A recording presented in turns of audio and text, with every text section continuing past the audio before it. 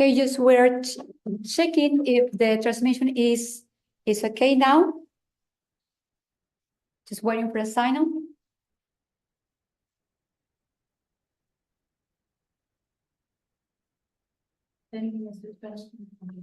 Enough. Very good. Okay. Okay, let's start with our program. Hi, everyone. Simon, founder of the WSD, students, teachers that are here today, and school parent community, friends that are watching us. It is my great pleasure to welcome all of you to the World Peace Day at Villa Educativa Junior High School, Saltillo, Coahuila, Mexico. My name is Patricia. I'm the principal and founder of this school. This is a very, very special day. You know why? Because we are celebrating that this is our 7th consecutive year that we are participating in this worldwide event. Although, for me, today's event looks like the first. I don't know, but that's what is happening right now. Frankly, I think that it is always a challenge for everyone to write and give a public speech. In this case, every year is a new experience. We have new participants and a new topic to communicate. Therefore, our students express their ideas, feelings, thoughts, that how could they improve their life in this world. Thank you very much for joining us, and I hope you enjoyed our participation. With no further words, I will call Betty, our English coordinator, to continue with the program. Welcome. Hello, everyone. Good morning. Here in Mexico, it's morning. I know that in other countries, we have different schedules. Today, we will have our students participating with their speeches. I will be in charge of introducing the students who will be sharing their speeches with us and ideas for a better world or for a better environment, for better education, for better health. Everyone has different topics that they will share with me. So we'll start with our first student, 7th grade student, Omar Sanchez Gonzalez.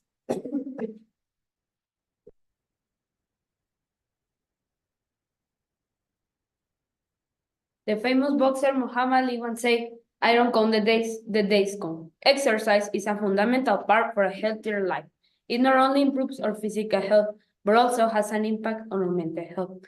Do you do physical activity? Hello, I'm Omar. Today I will talk about why exercise is important. The importance of exercise. Regular physical activity is crucial for maintaining good health. It can help control weight, combat health conditions and diseases, and also promote better sleep. Types of exercise. There are various types of exercise, each with its own benefits, like aerobic exercise, improve heart health. Strength training involves muscle and bone strength. Flexibility exercise enhances joint mobility, and balance exercise prevent fall. Exercise routine. Exercise routine tailored to individual needs and goals are key to an effective exercising. Barriers of exercise. There are various types of barriers, such as lack of time or motivation, can be overcome with proper planning or realistic goal setting.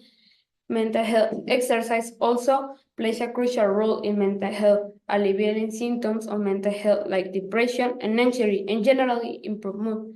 Exercise is essential for good health, providing benefits like heart health, fall prevention, and also better sleep. There are various exercises like aerobics, strength training, flexibility, and balance exercise that offer unique benefits, such as heart health and fall prevention. And exercise routines are effective for a crucial role and exercise.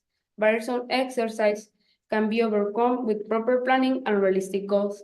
Exercise also significantly improves mental health, alleviating to mitigate symptoms of mental health. In essence, exercise is not just key for an effective physical health, but also mental well-being. It's important to make exercise a part of our daily routine for a healthier life. Remember, a healthy body leads to a healthy mind. Let's start moving.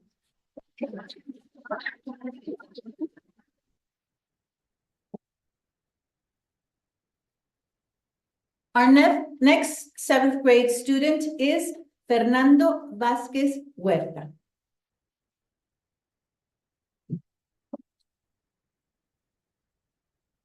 Clean the world and live happily. Hello everyone, my name is Fernando. I come from Villa Educativa de Saltillo Junior High School. Today I come to talk to you about volunteering to clean up around your neighborhood. This topic is very important because it saves lives. And you will wonder, how does cleaning save lives? The way we save lives is through creating a peaceful environment, reducing the health affections like flu, headaches, stomach infection, and so many others. With all this, I would like to be part of a cleaning neighborhood brigades, not only to be the heroes of our city histories, but the heroes of the whole world. Today, I will talk to you about why we need volunteers to clean neighborhoods, how are the benefits, and how you can do it. It is very important to clean the neighborhoods, to take care of the planet, and for you to live in a healthy environment. Some benefits are having a good disease-free home, having a good habits of cleaning things, and inspiring others to follow into your footsteps. You can do that very easily. You just need to look for inspiration to do so you don't give up. Clean the neighborhoods is very important because you save the world and live in a healthy environment. And you can have not only one or two benefits, you can have a lot. For example, to teach children into very important habits. For do that, you need help from your family, and not only from your family, you need help of your friends. In conclusion, I talked about why we need volunteers to clean the neighborhoods, how are the benefits, and how you can do that. And now I invite you to join in. Thanks for your attention.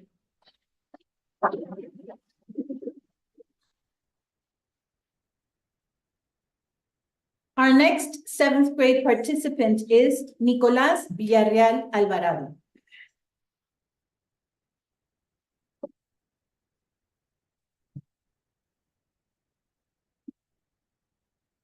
Nowadays, you can see there are a lot of campaigns, websites, and conferences talking about keeping the world safe. But have you ever wondered why is this happening? Well, this happens because the planet Earth has been dying slowly with the pass of the years, and humans are just realizing now, and they want to fix their mistake. That's the reason why you can see conferences and campaigns talking about my main topic of today, environmental sustainability. Environmental sustainability is the act of practicing the maintenance of the environment and the living things and non-living things that can make it an ecosystem. My purpose with this speech is to get you to start keeping the world safe by using the 3 Rs: reducing pollution, conserving natural resources, and changing to renewable energies. And for the first point, I'm going to be explaining one of the most important points of this act, the conservation of natural resources. Conserving natural resources involves the responsible use of all of the resources that come from nature, like water, air, and soil. It also promotes the use of renewable energies like solar energy and eolic energy. And lastly, it involves the use of the 3 Rs, which are recycling, reusing, and reducing. And as I mentioned before, the conservation of natural resources involves the use of renewable energies. So for the second point, I'm going to be talking about what they are and how they work. Renewable energies reduce the waste of water and air pollutions by a lot by changing towards a more low carbon footprint, sustainable system. And this sector is not only important for the nature, but also to humans because it has the potential of creating a large number of jobs, such as the manufacturing, the maintenance, and the installing of these energies. And as we navigate the path towards a more sustainable future, our focus on renewable energies is not a commitment to safeguard the planet, it's a pledge to save the earth. And by working together, we will create a world where the air is pure, the land is vibrant with nature, and the water is clean. And lastly, I'm going to be explaining the main reason of this downfall in the Earth's health, the environmental pollution. Environmental pollution is a pressing global issue that possesses a significant number of threats to nature. It damages ecosystems, plants, animals, and humans, and the well-being of the earth. There are three types of pollutions: water pollution, land pollution, and air pollution. The significance of this topic lies in its crucial role in preserving the well-being of us and the planet Earth for a more thriving planet and a more resilient future for our future generations. Thank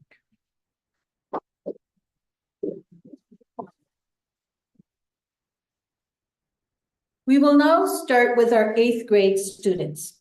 To start, José Miguel Belmares Ramos.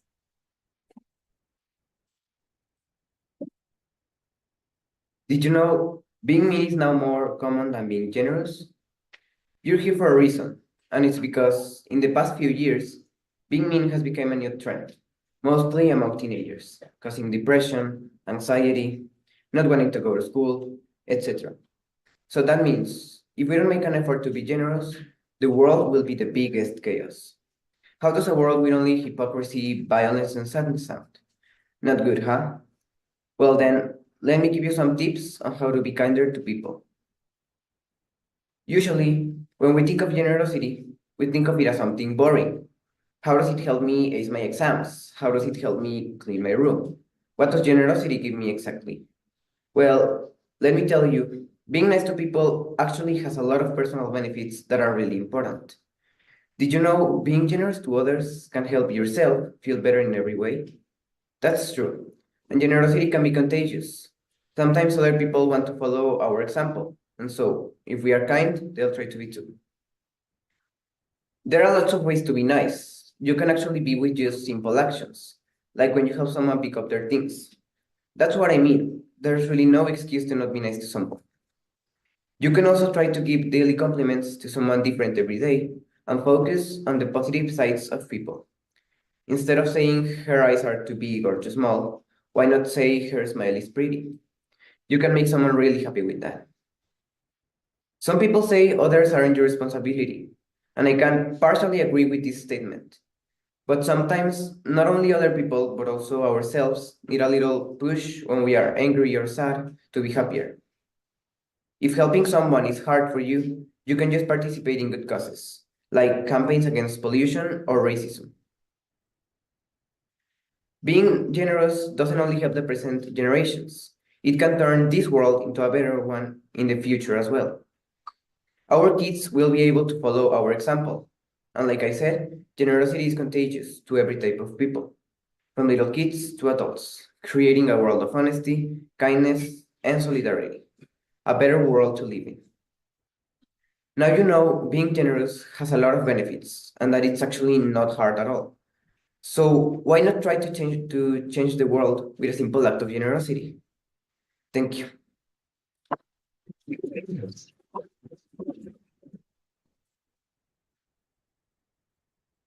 Our next 8th grade student is Aaron Emiliano Cobos Alvarado.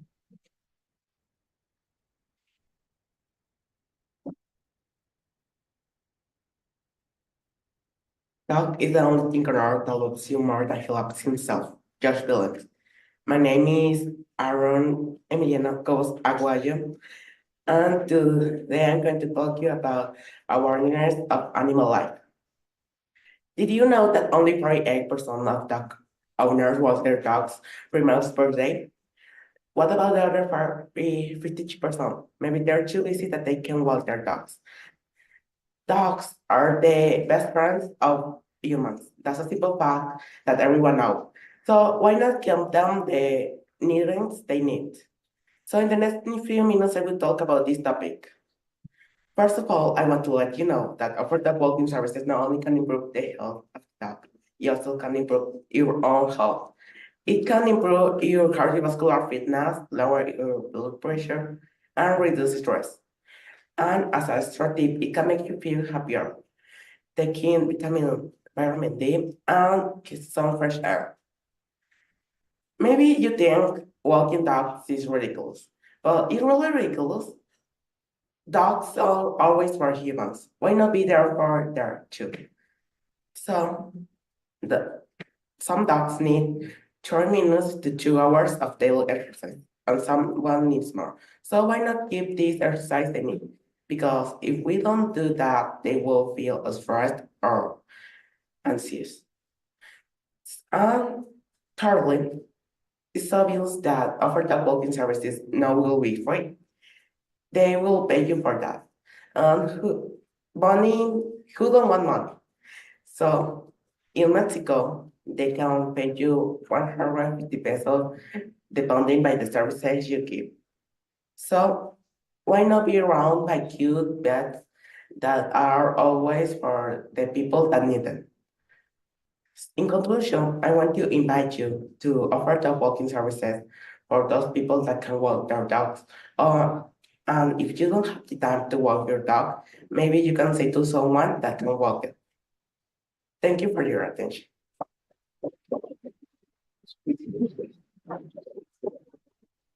Thank you, Aaron. Our next eighth grade student, Julián Christoph Padilla Rodríguez.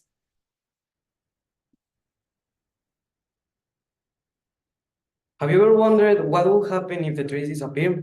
Or how much can we help to the world by planting only one tree? I am Christo, and today I'm here to talk about why it's important to plant and have trees, what is going to happen if the trees disappear, important information about the trees in all the world, and more. So let's start. Why is it important to plant and have trees? Well, the trees are very important to our world because they give off oxygen to us that we need to breathe. Trees reduce the amount of stormwater runoff, which reduces erosion and pollution in our waterways, and may reduce the effects of flooding. Also, many species of wildlife depend on the trees for their habitat. Now you know a little bit of why it's important to plant and have trees. You need to know something that is also very important. What is going to happen if the trees disappear? Well, there is going to be a catastrophe in all the world. In this part, I will tell you a little story of what is going to happen if the trees disappear. So let us start mention what is going to happen first. Imagine all the industries around the world cut all the trees. The forests were going to be alone without a beautiful ecosystem, and food or shelter of some animals will be absent, doing and producing changes in the alimentary chain and making that some animals be in danger of extinction. This is the first part. Then it continues more catastrophe. We lost the bees, so we also lose the last plants and the last trees that provide food to all of us. And we will need to deal with some natural calamities like floods. The third part begins very soon after the second part.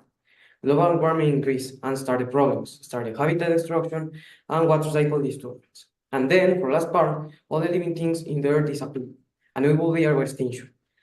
I know that it sounds very catastrophic, but it can be the truth in so many years if we don't change. Now, it's time to pass to important information about the trees in all the world.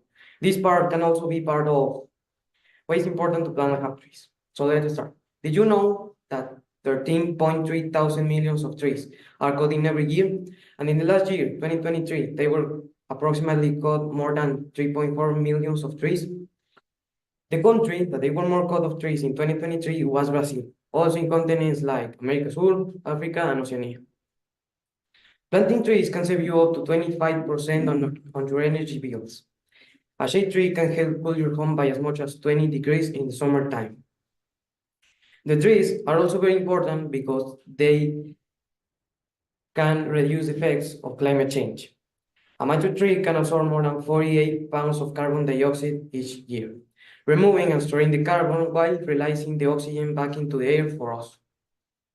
The trees are also very important because they can improve the water cycle. As rain falls to the air, it is slowly filtered by the trees, helping it soak into the soil. The trees serve as natural sponges, collecting and filtering rainwater and releasing it slowly into streams and rivers. This important information was according with precision terms of the Department of Natural Resources of Minnesota, certificated by a professional tree inspector. He who plants a tree plants whole. Lucy Lark.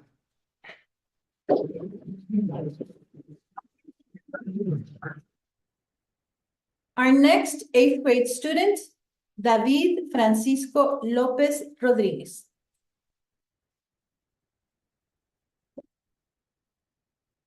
Did you know that at least 1 in 10 people die from air pollution-related diseases? Yes, that's right. That's why today I stand before you to attend an issue that affects us all, regardless to our age, race, or nationality, the issue of air pollution. This invisible enemy, product of our modern lifestyle, is causing harm to our health and the environment. It's in the air we breathe, affecting our health, visibility in our cities, and contributing to climate change. In the next few minutes, I'll be talking about reducing indoor and outdoor pollutants, managing waste, conserving energy, and promoting clean practices. Let's start by discussing our first idea, which is reducing indoor and outdoor pollutants. The World Economic Forum has emphasized that we can start by making small changes in our homes. For instance, using natural cleaning products instead of chemical ones can significantly help the environment. And for outdoors, opt for walking or cycling instead of the car, and whenever it's possible, planting trees to help the environment. Having understood the importance of this, let's turn our attention to our second idea, which is managing waste and conserving energy. The US Environmental Agency Protection has highlighted that we can end with the waste that ends up in landfills by consciously reducing items and recycling. And in terms of energy conservation, simple actions like turn off lights or disconnect electronic devices when we are not using them can significantly help the environment. Finally, promoting clean practices. We can reach this goal through education and awareness. Also, institutions like UNICEF or United Nations are constantly working on this. In conclusion, these 3 ideas that I gave you, managing waste and conserving energy, reducing indoor and outdoor pollutants, and promoting clean practices are so important to have a cleaner air. And my question is, are you ready to breathe better? Thank you.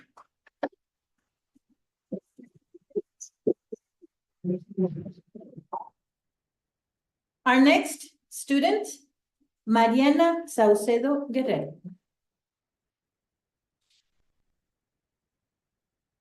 Today, I'm going to talk about something super simple, yet it seems to confuse a lot of people. Gender equality. Yes, that's right.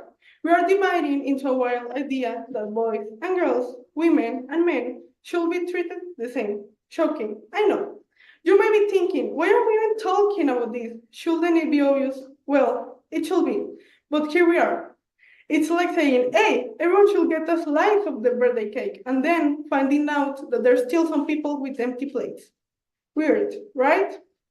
So let's get started. And who knows, maybe at the end of this, we all agree that sharing a cake equally is not just fair, but it makes the party way more fun for everyone. Let's keep talking about making things fair for everyone, boys and girls alike. You know how in the games everyone gets a turn? Well, life should be like that too. Let's take a moment to think about how special it will be if everyone, whether they are a boy or a girl, could chase their dreams without anyone saying, hey, that's not for you because you're a girl or because you're a boy. Imagine a world like that. It is beautiful. First and foremost, education. Education is the cornerstone of empowerment. We must ensure that boys and girls have the same access to education. Education not only opens the doors, but it also dismantles the barriers that perpetuate gender equality. By investing in girls' education, we're investing in the future of our communities. Additionally, we must challenge and change social norms that perpetuate gender stereotypes. From an early age, children are influenced by these stereotypes, shaping their perception of what is deemed acceptable for the gender. By breaking down these stereotypes, we allow for a more inclusive world. Addressing violence against women. How many times do you see in the news that a woman has been killed or abused? And people think that is their fault for what are they wearing or what they did. And this is not only for women, it's also for men. If something bad happens to you, people think it's your fault. In conclusion, gender equality is not just a social norm, it's a fundamental human right. We always say that we want a better future, but we still with the same ideas for years. So if you want a better world, change your mind first. Thank you.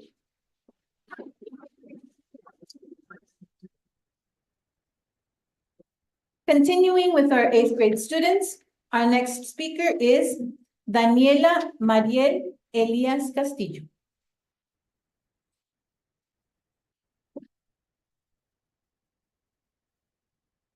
45% of students in high school admit to being stressed almost every day in school. 61% of teenagers between the ages of 13 and 17 feel stressed over producing satisfactory grades and the suffocating pressure of the toxic environment. Generating a healthy learning environment entails much more than simply decorating the classroom with positive posters. It entails genuinely understanding and meeting the needs of students and co-workers in a variety of ways. Today, I would like to talk to you about how to improve your behavior, relationships, and school study methods. Everyone has been prone to hypocrisy at one time or another. It is really hard to completely adhere to one's moral code because we're all humans who make mistakes. We may honestly believe in absolute morality, but we often make justifications for our inadequacies. To quit being hypocrites, we must first analyze our moral code to see whether it contains any conflicts. Objective morality is the most effective way for overcoming hypocrisy, and overcoming hypocrisy means a better behavior. Relationships are very important for surviving in society. They provide social and emotional support so that you can thrive. Relationships are very important in schools for generating healthy learning environment.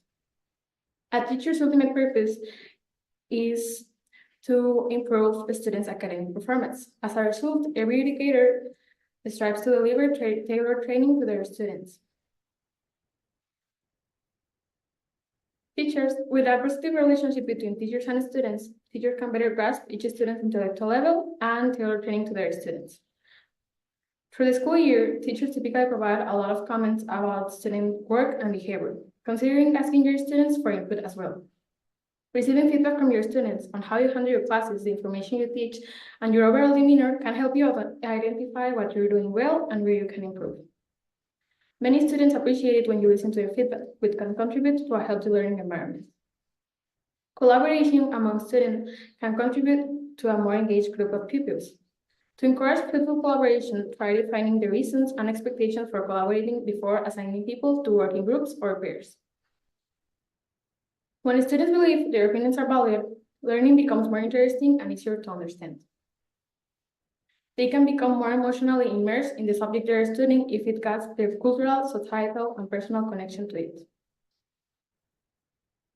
Setting guidelines such as classroom rules and expectations can contribute to a healthy learning environment and can contribute to communicate with children about acceptable behavior. Now that you know how to improve your behavior, relationship, and school studying methods, I invite you to help with making our toxic environment a healthy one. When all of us, students and teachers, can feel confident and secure about coming to school every day. So I will ask you, how are you going to react to this situation?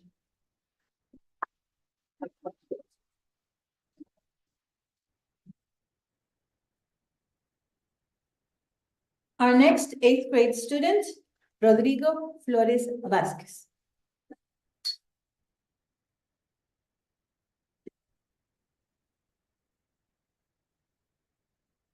Do you know what is a habit? Hi, my name is Rodrigo Flores, and today I will talk about healthy habits. What is a habit? The habits are a tendency to practice or do every day. What is a healthy habit? A healthy habit is something that is a habit that don't affect your body and your mental health and help it. And why is so important to have healthy habits? It's important to have healthy habits because they help us to maintain our body and mental health in a good condition. And this also can prevent some sickness like diabetes, obesity, regular disease, or cancer. This also can help us by reducing depression or stress. How can you improve your healthy habits? You can improve your healthy habits by doing some sport, eating a balanced diet, put goals in your life, and have and sleep 8 hours. In conclusion, I talk about the healthy habits. How can you improve it? Uh, im- how can you how can they help you, and what is a habit? So thanks for your attention.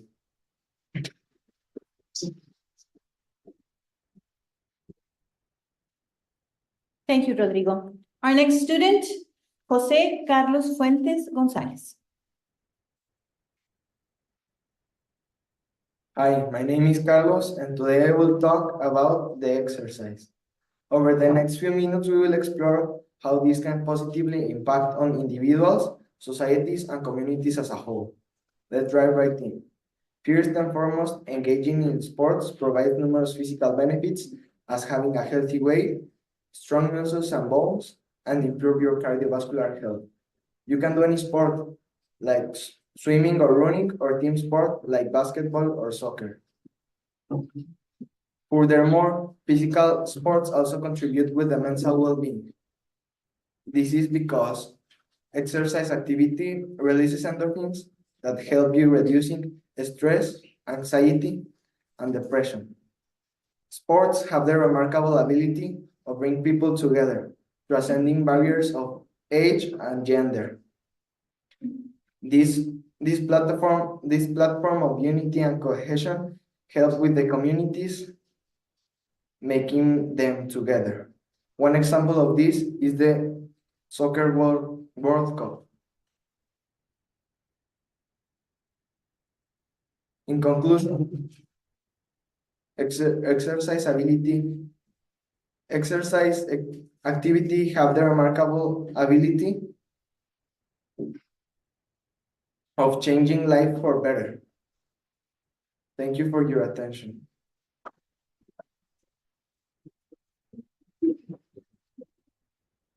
Thank you, José Carlos. And last, from our 8th grade students, we have Esteban Ariel Soto Vázquez.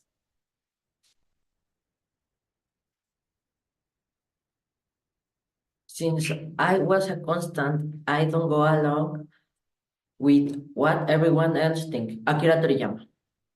Hello, my name is Esteban Ariel from Villa Educativa Saltillo, and in the next minutes, I'm going to talk about what is racism, what happened to the people that are affected, and what we can do to accept all racial differences. Racism, in various forms, is a poisonous force that infiltrates in communities, workplaces, and institutes, leaving behind inequality, injustice, and discrimination. People who bear off can have physical and physiological changes. The troubles made by racism are multifactorial. First and foremost, systemic disparities in communities, education, and workplaces, living in workplaces, making people have stress, anxiety, and depression, and sometimes has a hostile attitude that can affect other people. To accept the racial difference, we can do some things like, in education, teach other people how to talk with another without insulting them. We can talk with other people about the situation and we can help them. Or we can do events to know other people about other countries. In conclusion, to accept the racial difference is a teamwork and we can make a better world. Thanks.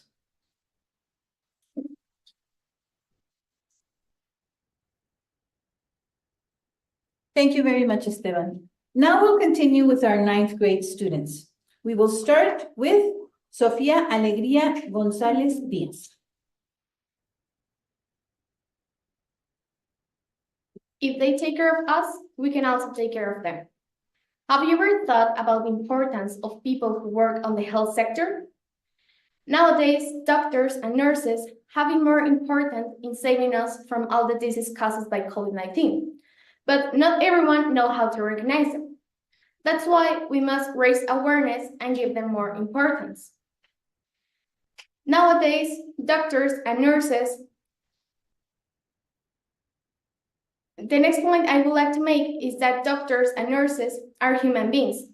They are also parents, children, friends, college, and children. They are persons capable of demonstrating their abilities and be recognized for them. Which raises another interesting point, because sometimes we think that they don't like us when they don't. Sometimes they haven't slept enough or only slept 1 or 2 hours. They don't get home because of the long hours. They feel great pressure or stress to do a surgery well, or maybe despite so much work, they have family problems. In my opinion, they are so brave because they study an incredible career with so much information and work. That's why we must treat them with kindness, respect, and availability. And the best action that we can do is to say, you are doing well, or only make them know that they are special persons in the world. Bringing this to an end, I want to tell you that with everything that I mentioned, I hope you can raise awareness to accept that a doctor or nurses does an incredible job, and that thanks to it, many people are still alive.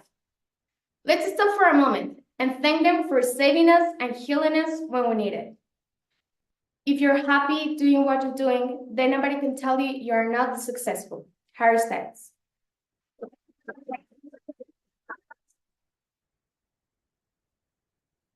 Thank you, Sophia. Our next 9th grade student, Santiago Alfonso Vázquez Corrales.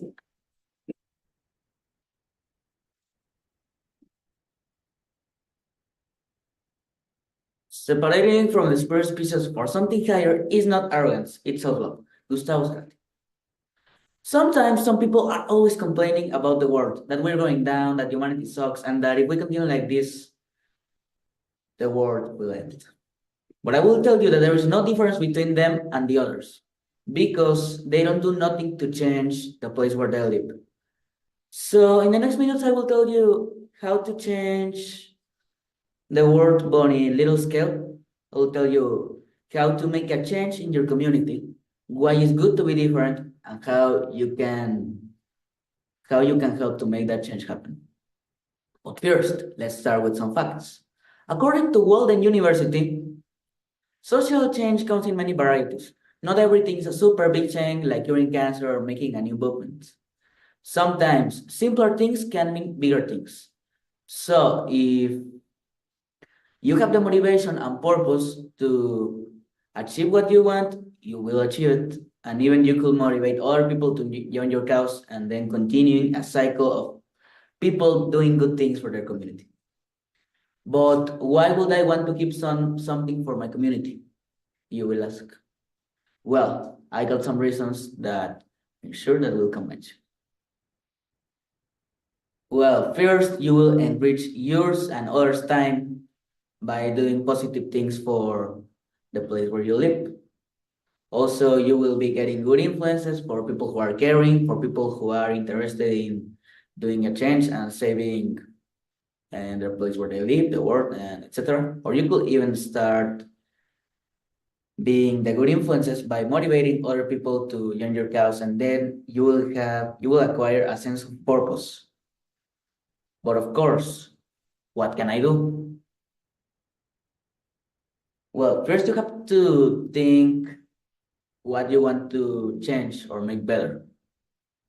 Like for example, if you got a trash problem in your neighborhood, you can start a campaign of cleaning and calling the authorities to make that a law. Or for example, in my case, when I got a thief problem and we call 911, but they didn't do nothing, my neighborhood started a vigilance campaign to caught the thief. And 1 week after we catch it. So that demonstrates that it's always good to do something good for the place where you live and in your community. So I have told you about why it's good to be different, how to make a change, and the things that you can do to make that change happen. So that demonstrates that we can realize a much brighter future by making effort and by making good things for your community. So are you ready to have a better community and have the best place that you can have to live?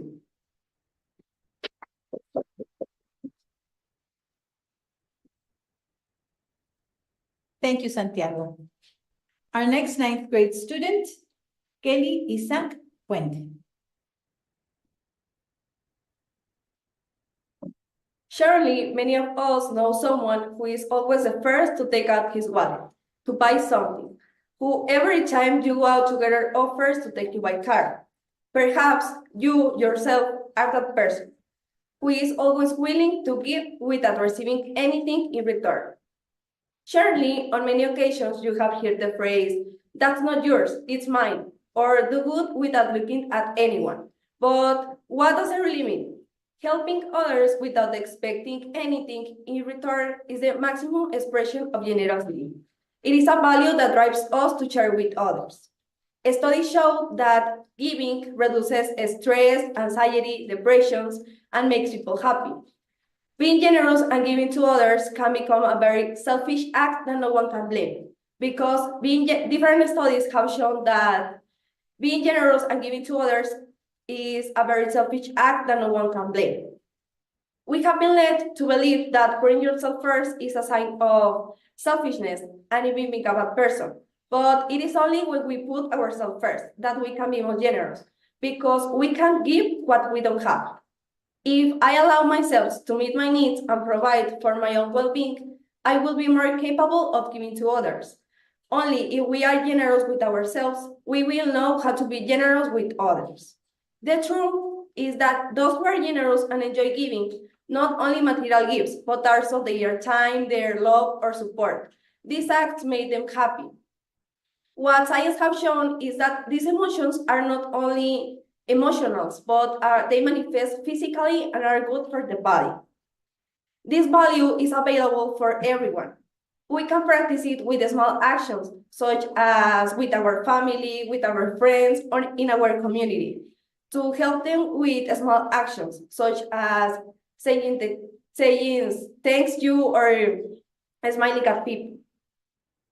In environmental, generosity is a fundamental component in social relationships because it allows us to form strong and supportive ties that constitute the basic of harmonious societies and communities.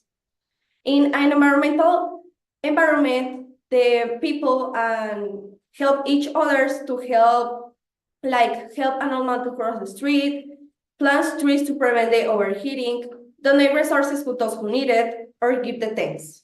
Therefore, I invite you to be more aware of people. Help them without expecting anything in return, or help them with the small actions such as giving the thanks or smiling at people. Help them without expecting anything in return, or help them only to give the thanks. To always live together in a harmonious environment. Thank you. Thank you, Kelly. Here at Villa Educativa, we totally agree that with generosity, we can make a better world. Thank you. Our next 9th grade student, Andrea Castro Salgan. Did you know that if people values are lost, it could result in a deterioration in moral, ethic, and social cohesion? Yes, that is possible, and we are very close that happen, but we still intend to avoid it. Fortunately, there's a movement in the whole world that not only teaches you values, but also makes you a better person, friend, or family member. This movement are the Scouts. The Scouts are not only a movement where you play, learn, or have fun. It's a second family, and like in every family, you learn from them. The main values that Scouts teach are freedom, justice, equality, solidarity, honesty, and many others. But in the next minutes, I will talk you about the last one, honesty, because it brings you many benefits and it's one of the most important. In the next minutes, you will know about why this value is important, how can we improve this value, and some activities to practice this value. This value is one of the most important because it's the key of social relationships and the origin of trust. Actually, Mexico is in the semi-final place in a social experiment in which objective was to see how honest people are, and the results were disappointing because only 15% of people who did that experiment proved to be honest. This value has to be present in the people all the time because it helps you with everything, whether it is to solve problems, to gain the trust of others, or to avoid negative consequences. That's why this value is very important. You gain a lot from it, but how can we improve when we use this value? First of all, you have to do a self-evaluation where you see what are you missing and where are you failing. And with that, you know where you need to improve. Another way is be aware of consequences and assume them, but only you will know if the consequences are good or bad. It depends on your actions. This value is related with two other values almost equally important, responsibility and empathy.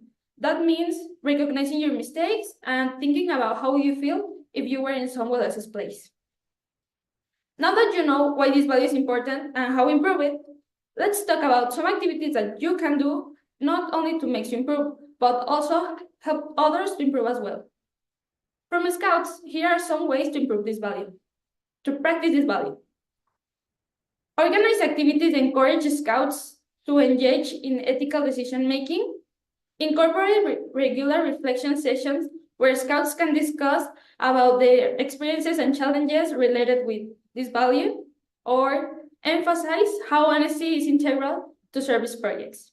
You can do more actions even if you're not a Scout. These are just some actions that you can do to decide whether to take into account or not. I invite you to practice this value because it's the key and the base of social relationships between friends, loving couples, or family. In addition to that, be honest helps you, such as in communication with others or in making decisions. Be honest helps to reduce stress and give you good reputation with others. What more do you want? For as long as I can remember, my mother has always told me, lies are like bubbles, and in any moment they can burst and the truth will be known. Thank you.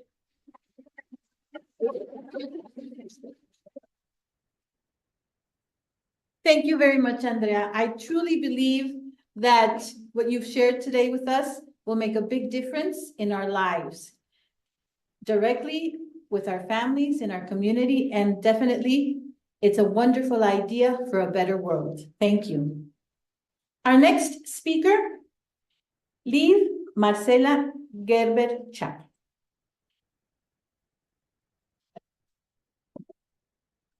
One minute from now, a kid's going to kill himself because of an awful person that's considered the hope for the next generation's children and teenagers. That's right, that kid's going to off himself for the mere reason of having to deal with someone that's been nothing but a nuisance to the poor guy.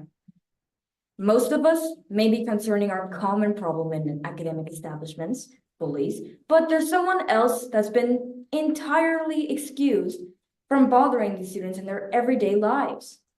The people that are supposed to guide you through your syllabus, yet fail tremendously. Bad teachers. First, I'll answer the question most of us are probably wondering right now. Bad teachers? What do you mean by bad teachers? Teachers are great people. I mean bad teachers in the sense of degrading their students into making them think that they're not worth theirs or anyone else's time. Teachers that are supposed to guide you through your year, yet only end up teaching you that you should kill yourself because you're not going to put up to anything in life. Is it even worth keeping your bad teachers? Secondly, I have a big question to ask you principals. What's better, a good-looking school or a well-programmed one? Most good-looking schools only hire lecturers that work there for the money that they gain, which, by the way, isn't much, instead of teaching their students at a decent level. Meanwhile, good schools like Washington University in St. Louis, Stanford University, Peabody, all those schools have such amazing programs. They get at least 20,000 students enrolled in only a year, which, if you ask me, are some pretty big numbers. Meanwhile, schools like Newbridge Math and Reading Preparatory Academy, they only, which by the way is permanently banned, I think that getting good teachers could be a great advantage for your school system. Finally, this all reminds me of the time of when I was in the 3rd grade. My sister and I had always grown up around our English-speaking grandmothers, so therefore our Spanish wasn't the best. One day I finally grew up the courage to ask my teacher, how does a division work? We were learning that for the first time, so of course I didn't understand it at all. She answered me with the kind and patient answer of, shut up, you should know this by now. Or what, do I have to speak English for you to understand? Of course, 8-year-old me was highly offended at this remark, and that resulted in me not wanting to ask in the classroom any longer for the rest of 5 years. That's only a light example of what bad teaching can do to your students. For instance, there are teachers out there that physically abuse their students, touch them inappropriately, belittle them for immature reasons, such as racism for one, or exclude them for economic reasons, which is still immature. What I recommend principals to do is to install cameras inside of every single classroom that can capture the sound of the area. I suggest that when you're interviewing your teacher for the first time, don't even mention these cameras. That way you'll see their true colors inside of the classroom. Besides, it's like I always say, put out the fire now before it starts spreading out and burns you to death. Thank you.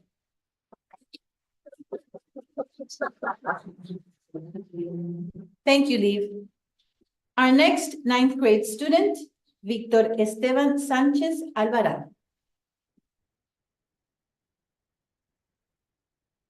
Imagine standing on the edge of a mountain starting line, your heart pounding with anticipation and your muscles tense with excitement.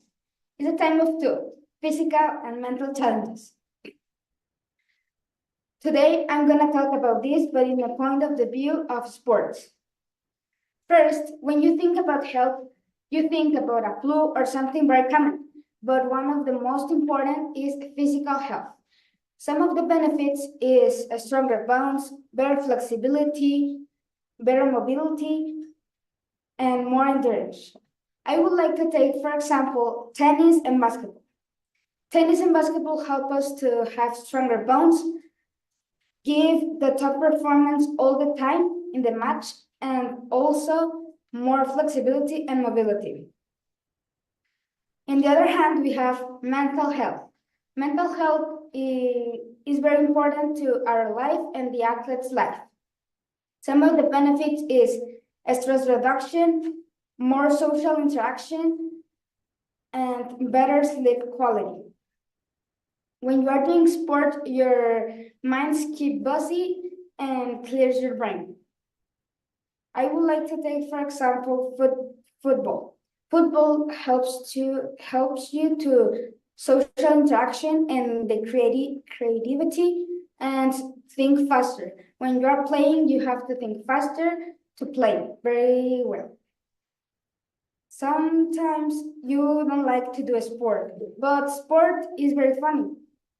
You can do it with family members, friends, or people that play the same sport.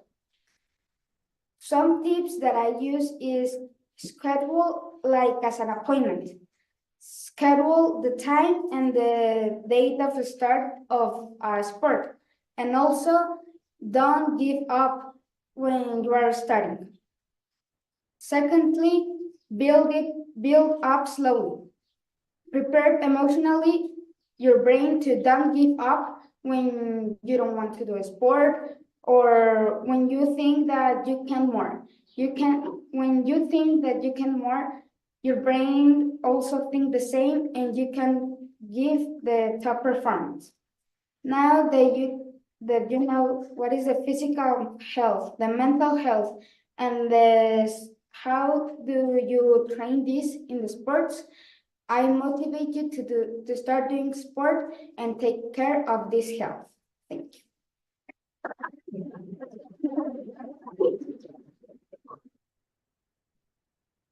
Thank you, Victor Esteban.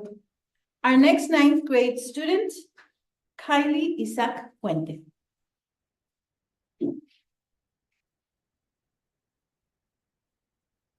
Having respect towards a person makes a world with diversity.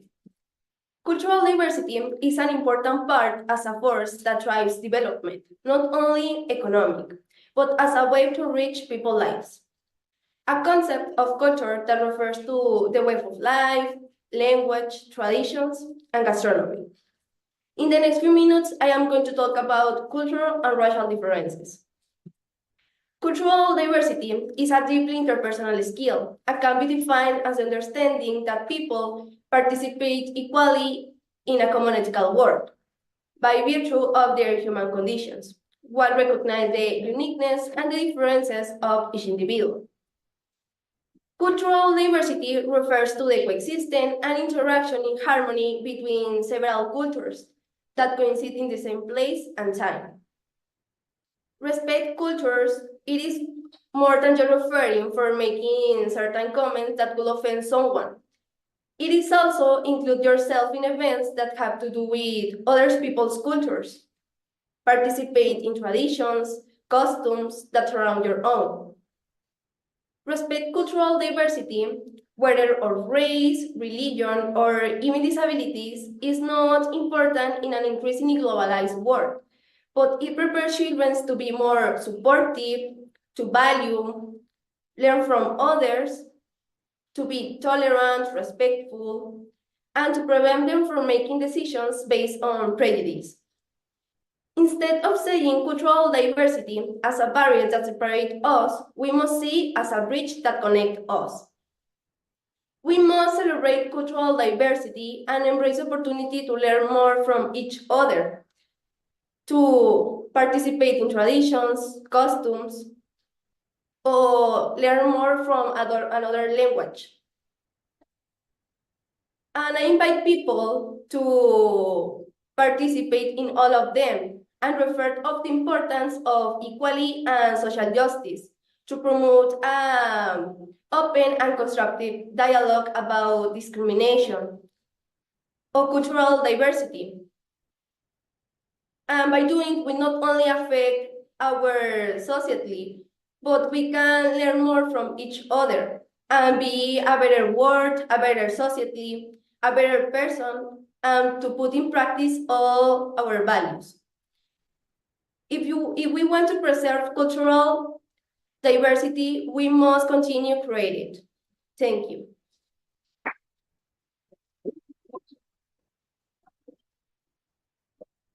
Thank you, Kylie. You must be asking, same one? No, we have two, and they're just the same. We have some twins. Okay, our next ninth grade student, Oscar Oswaldo Coronado Arredondo. Have you heard about sport corruption? Maybe the first thing that comes to your mind when you listen to the word corruption is about political or scholar corruption, but no. Today, I am going to talk about what is sport corruption, how we can prevent, and which is the most popular way of the corruption. Today, we've been confronting a pressing issue threatens the very core of sport corruption. As we cheer for our favorite players and for our favorite team, there exists an undercurrent force of dishonesty that compromises the integrity of the sport. First and foremost, we must demand transparency and accountability from those who govern. We cannot tolerate sacred handshakes, the backroom deals, and the hidden agendas that perpetuate the corruption. In addition, we must empower athletes to resist this temptation. We must instill in them the values of honesty, integrity, and the fair play. So what we can do to combat this pervasive problem? The solution is based on collective action. The importance of being someone that follows the rules are that you don't have to be worried about some secret of you to be discovered. This might sound not relevant, but there are a lot of administrators and players that lost their job for this problem. One of the most popular ways and risky is the doping. This means to use drugs to improve your condition in the game. But for this, someone invented the anti-doping. This tries to detect one or more illegal substances in your body with a sample of urine, blood, saliva, hair, or your sweat. In conclusion, corruption in sports represents a great trait of spirit, fairness, and honesty that lies at the heart of endeavors. Corruption in sports requires more than just acknowledging its existence. Thank you.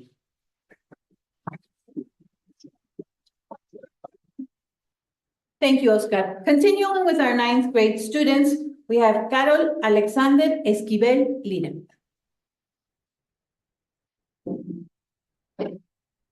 Did you know in the recent years, the mental health landscape has improved beyond conventional methods?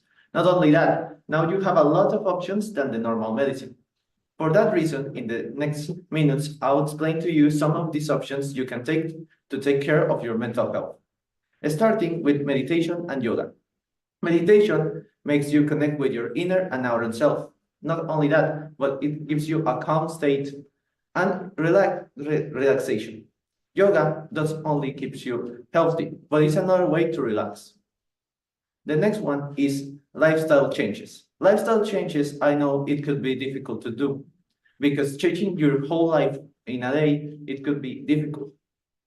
But I'm not asking you for that. I'm asking you for little things to do your days less monotone, because monotone days are one of the main reasons of mental health issues generating.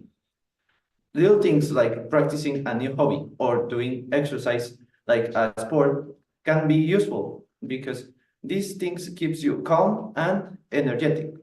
Now, the last one is searching help on mental health groups. Mental health groups have persons specialized on helping people with mental health issues, with professionals that are willing to help you. And you don't know, maybe later you can be the one who helps someone.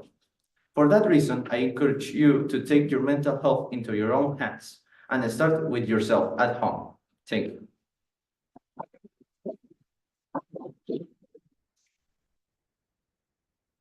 Thank you, Carol. Our next 9th grade student, Rosa Fernanda Nevares Meraz.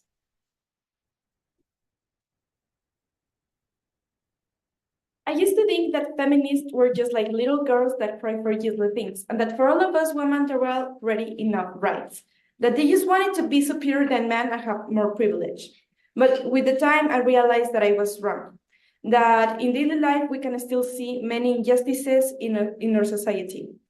Today I'm going to talk to you about the importance of feminism in education. I'm going to share with you what is feminism and why it's important to educate our future generations with this topic. First of all, we have to keep in mind what is feminism. Well, feminism is a movement that goes against the patriarchal ideologies, disapproving them, and seeking for the equality between men and women. Many of you can see something like, well, women already has the same opportunities as men. But I don't think like that because, for example, men has the opportunity to walk through the streets without that constant feeling of fear. Not as women that are just thinking about what can happen to them. They can be sexually harassed, violated, or just disappear without more. There is something very important that we have to consider, that it's educating our future generations with feminism ideologies. For many adults, it's already late, but if we try hard enough, we can teach our children to be respectful with everyone, no matter what. This is something that affects all of us, because imagine this, one day you wake up and your mom, your sister, uncle, or just someone that you really love, it's not there. You can say something like, whatever, I can do anything. But you wouldn't be sad? You wouldn't be angry? Are you just going to stand there without doing anything? If it was me, I will do anything to have them back, to see them again. People see protests as something bad that just destroys our culture, and that there are better ways to express themselves than just painting and breaking things. But for me, it's like the voice of a society that is looking for the solution of a problem that the authorities have ignored for many time. So all of you, boys and girls, express yourselves. If you see something wrong, say it, don't keep quiet. And if they ignore you, make noise, scream. So with these words, I want you to think about all of the kids, girls, and women that are not with us anymore, and to teach our future and to teach the children to be better persons for our world.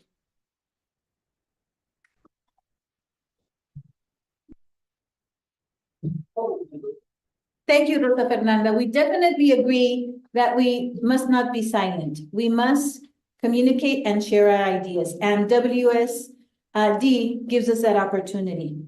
Our next ninth grade student, Miriam Alexa Ramirez Herrera. Did you know that there can be economy only with efficiency? I'm honored to speak to you about the vibrant and dynamic economy of Mexico, which is also rich in history, culture, and strategic geographical location. Many global automobile companies have helped us a lot in this way of the economy, because, for example, our old Mexican cars are very famous around the world. For example, in Japan, there is a little community that drives these cars. They say they don't have a specific word to describe them, they are just amazing for them. In my right hand, I have the agriculture. This can help a lot in our rural communities because they produce their own fruits and vegetables and they can export them to our big factories in the cities so they sell them around the world. So everyone can have fresh and organic products from Mexico. But this is connected to my left hand, the agriculture, because, for example, we have a lot of tourists here.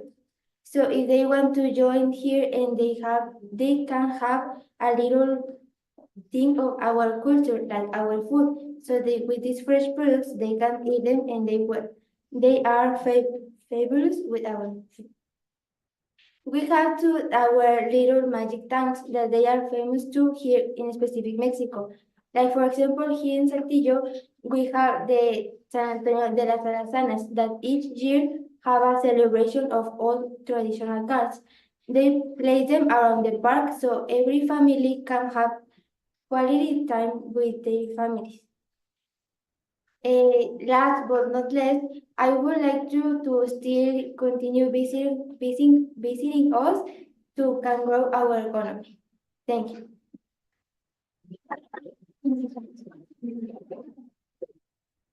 Thank you, Miriam. And our last ninth grade student, Eduardo Herrera Gaon.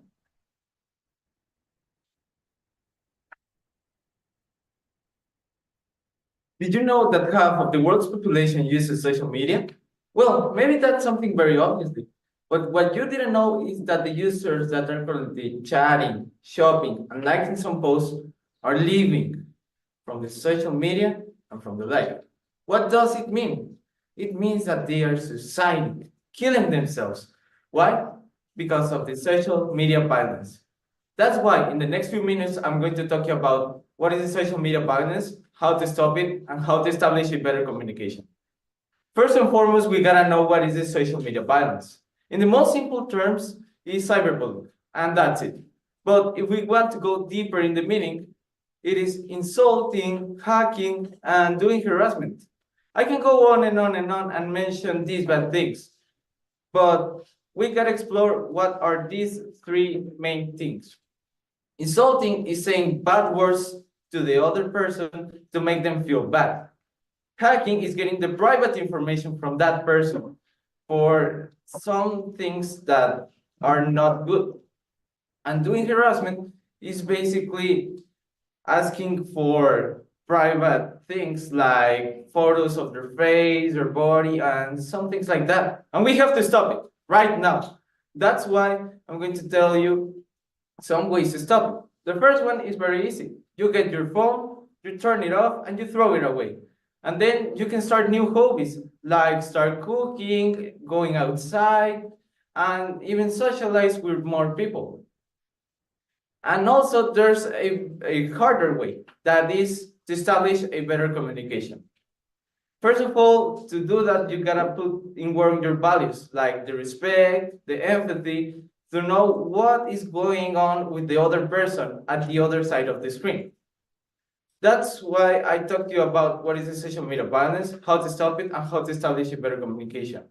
I encourage you to put these tips on work, and if you know someone, tell this because it can be useful and you can be their hero. Thank you.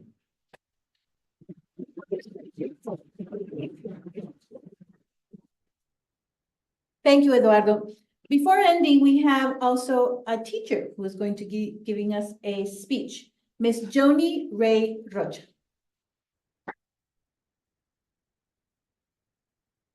Hello, world. My name is Joni Rocha. I am the English teacher here at Villa Educativa. We have had the privilege to work on world speech for 7 years. We think it's very important that our students look, investigate, resolve problems that concern them. Why do you think that we encourage them? We know these students are our future. And if we don't listen to them now, where will our world be?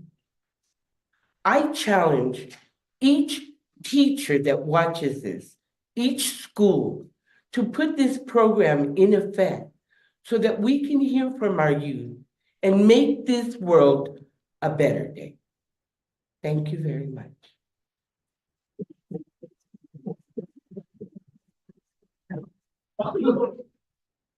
Well, we would like to thank you all for being in our live transmission. But before ending, we want all our participants to say hello to the world. So in a couple of seconds, come on, everybody, let's come and say hello to the world.